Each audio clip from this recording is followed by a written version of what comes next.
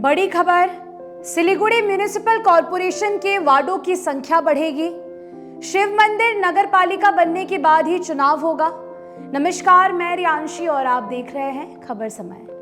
बता दें कि सिलीगुड़ी नगर निगम के अंतर्गत वर्तमान में 47 वार्ड हैं, लेकिन आने वाले समय में वार्डों की संख्या बढ़ाकर 60 की जा सकती है। और ऐसा भी नहीं है कि इसके लिए काफी समय लिया जाएगा, बल्कि सूत्र तो बता रहे हैं कि सिलीगुड़ी नगर निगम चुनाव से पहले ही वार्डों की संख्या बढ़ा दी जाएगी और ये 47 से बढ़कर 60 हो सकती है। सिलीगुड़ी नगर निगम का चुनाव निर्धारित समय से पहले हो सकता है। जिस तरह से भारतीय जनता पार्टी ने चुनाव की तैयारी शुरू कर दी है और इसके लिए समितियों का गठन करना शुरू कर दिया है।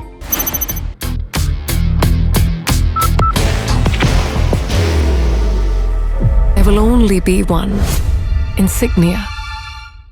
उससे यह अनुमान लगाया जा रहा है कि सिलीगुड़ी नगर निगम समेत कई नगर पालिकाओं के चुनाव तय समय से बहुत पहले करा लिए जाएंगे।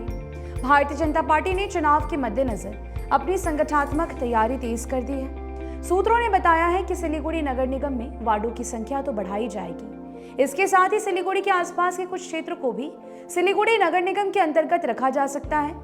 परिसीमन का काम लगभग पूरा हो गया है। उदाहरण के लिए फुलबाड़ी, डाबग्राम, कावाखाली और आसपास के इलाके कई हैं। उत्तरी क्षेत्र भी है, चंपासरी और उसके आसपास के इलाके आदि या तो नगर निगम में या फिर शिव मंदिर नगर पालिका के अंतर्गत लाए जा सकते हैं। सूत्रों ने बताया है कि सरकार बेहतर शासन प्रबंधन और जनता को सरकारी योजनाओं का संपूर्ण लाभ मिल सके, इसके लिए एक रणनीति बनाई है। क्योंकि पंचायत के बहुत से अधिकार छीन लिए गए हैं, ऐसे में पंचायत इलाके में रहने वाले लोगों के जीवन को बेहतर बनाने के लिए सरकार की योजना है कि इन क्षेत्रों को नगर पालिका या नगर निगम के अंतर्गत अंतर्भुक्त किया जा सके। बाहर की भागदौड़ अब नहीं तोड़ेगा आपके घर का सुकून। SBM गोल्ड UPVC विंडोज, आपके घर का सुकून। इसके लिए ब्लूप्रिंट भी तैयार कर लिया गया है और परिसीमन का कार्य भी अंतिम चरण में है। पिछले कई वर्षों में सिलीगुड़ी की आबादी बढ़ने के साथ साथ लोगों के रहने के मकान और बस्तियों का भी निर्माण हुआ है। पहले जो क्षेत्र उजाड़ लग रहे थे, अब वहां बस्तियां बस गई है। सड़कों का भी निर्माण हुआ है। कई ऐसे क्षेत्र हैं जहां इन बस्तियों को पुराने वार्डों में ही रखा गया है, जबकि इन बस्तियों के विकास और त्वरित समाधान के लिए एक नए वार्ड के अंतर्गत अंतर्भुक्त करने की आवश्यकता काफी समय से महसूस की जा रही है। देखा जाए तो वार्ड नंबर 1, 5, 28, 42 और 46 के अलावा कई ऐसे वार्ड हैं जिसके अंतर्गत कुछ नई बस्तियां और कॉलोनियां जुड़ गई हैं। इन नई बस्तियों और कॉलोनियों को पुराने वार्डों में ही रखा गया है।